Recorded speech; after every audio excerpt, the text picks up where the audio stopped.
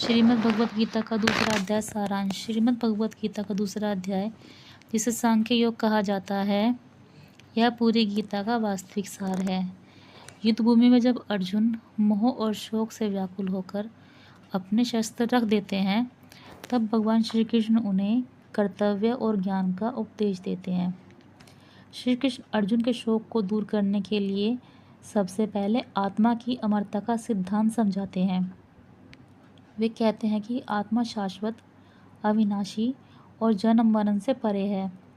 जिस प्रकार मनुष्य पुराने वस्त्रों को त्याग कर नए वस्त्र धारण करता है, ठीक उसी प्रकार आत्मा भी एक शरीर को छोड़कर दूसरा शरीर धारण करती है।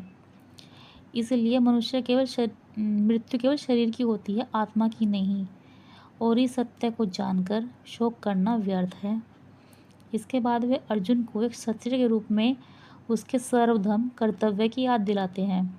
वे कहते हैं कि न्याय के लिए युद्ध करना ही उसका परम कर्तव्य है और इससे पीछे हटना कायरता कहलाएगी।